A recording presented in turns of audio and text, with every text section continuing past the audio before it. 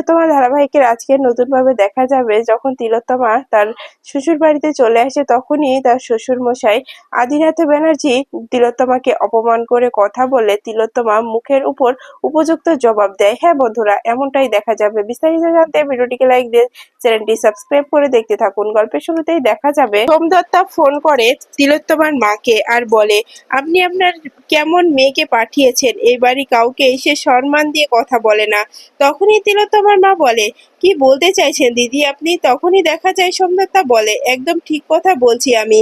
ওর ওর আমার কেন জানি সন্দেহ হয়, বারবার ওকে সন্দেহ করতে ইচ্ছে হয়। তখনই তিলোত্তমার মা বলে, দিদি আমি আপনার কোনো কথাই বুঝতে পারলাম না দিদি।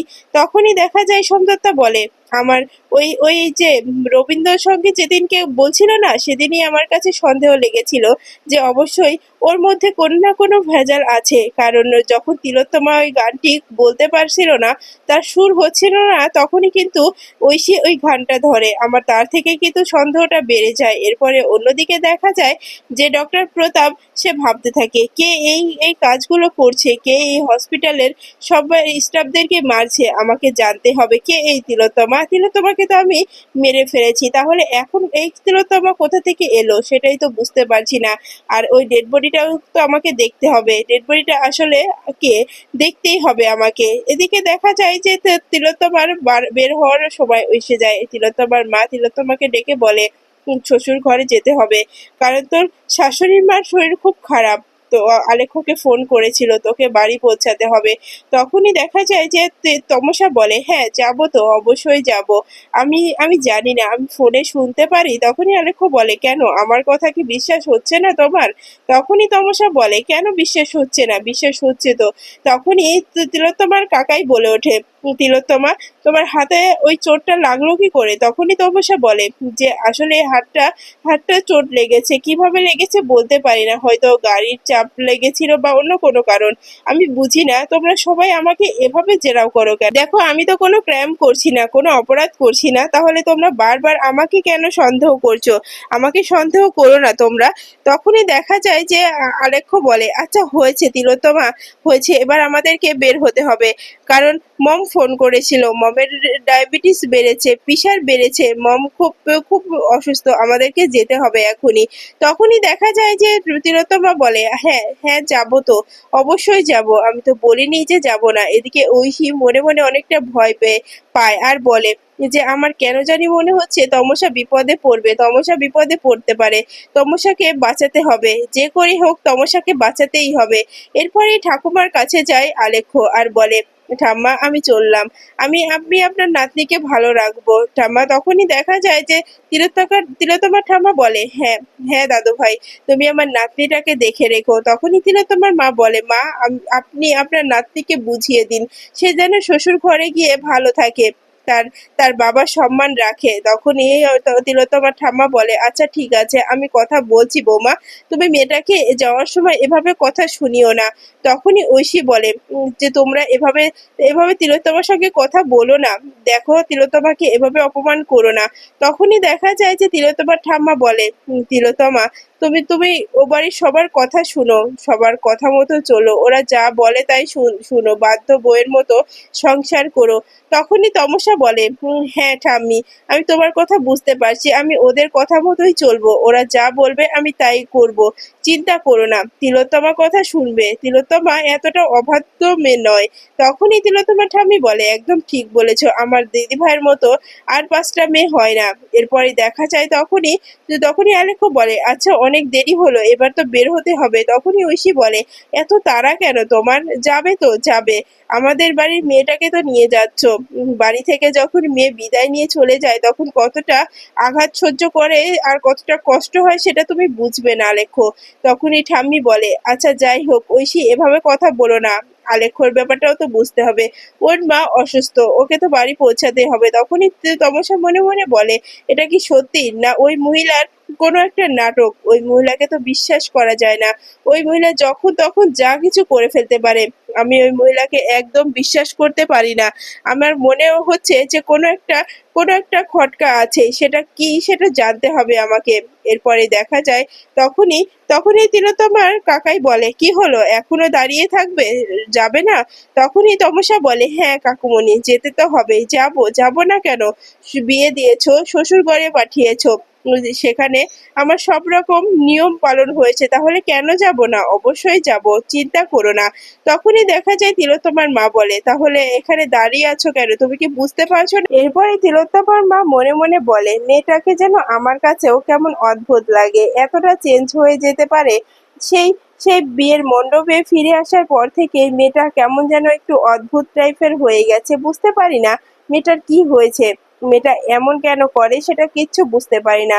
মেয়েটার সঙ্গে আমাকে আলাদা করে কথা বলতে হবে। ওর চোখের ভাষা কেমন যেন পাল্টে গেছে, আর আমার মনে তো ওই কুডাকটা ডাকছেই, যেখানে বারবার ফোন করে বলা হয়েছে যে আমাদের তিলোত্তমা নাকি মারা গেছে, তার ডেড বডিটা নাকি শেষ কার্য করা হয়ে গেছে। এই জন্যই আমার মনের খটকাটা কিছুতেই শেষ হচ্ছে না। এরপরে দেখা যায় যে তিলোত্তমা বলে, কি হলো, কি হলো মা, তুমি কি ভাবছো? তখনই তিলোত্তমার মা বলে, না কিছু ভাবছি না, কিচ্ছু হয়নি, তুমি এখনো দাঁড়িয়ে কেন? যাও, যাও, রেডি হয়ে এখনই চলে শ্বশুর ঘরে যাও, তোমার শাশুড়ির খুবই অসুস্থ, তোমার শাশুড়িকে দেখতে যেতে হবে। তমসা বলে, হ্যাঁ যাব। এরপরে তমসা ভিতরে গিয়ে পায়চারি করতে করতে বলতে থাকে, ওই ওই মহিলার কথা আমি একদম বিশ্বাস করি না।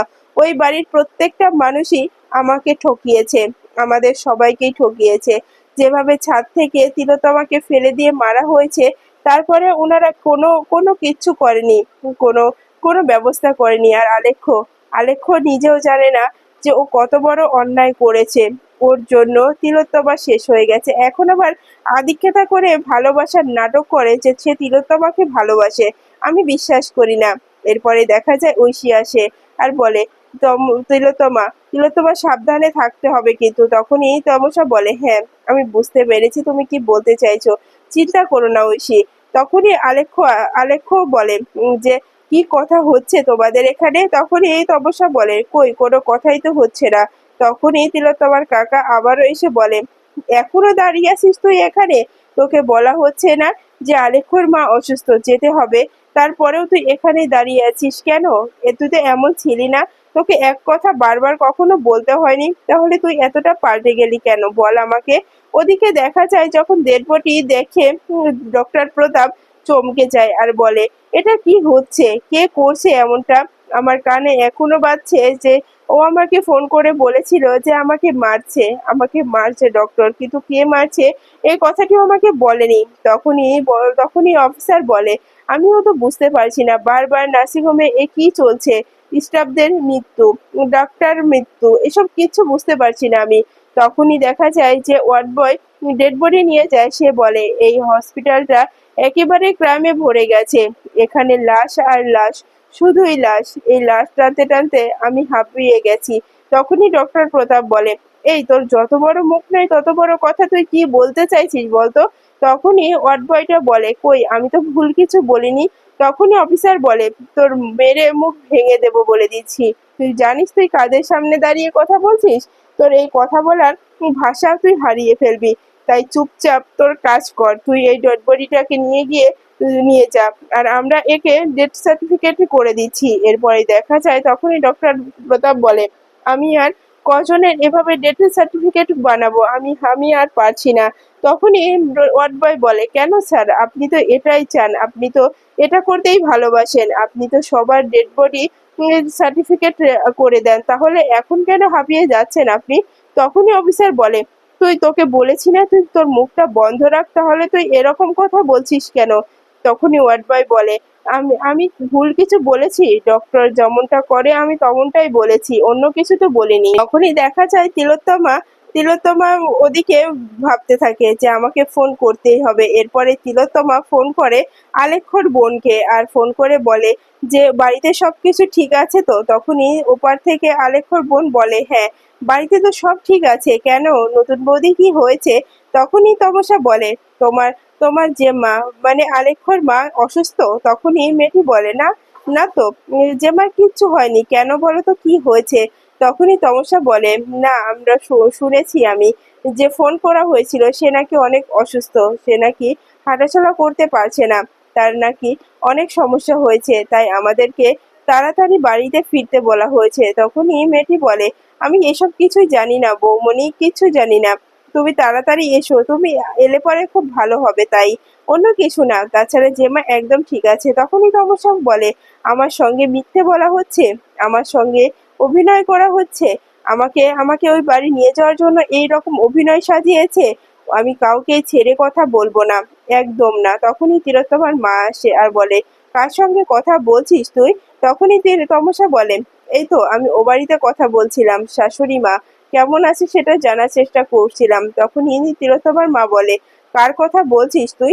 তখনই দেখা যায় যে তমসা বলে, কার কথা আবার বলছিস? শাশুড়ি মা মানে আলেখ্য ব্যানার্জির মা, আলেখ্য ব্যানার্জির মা ধরিত্রী দেবীর কথাই বলছি।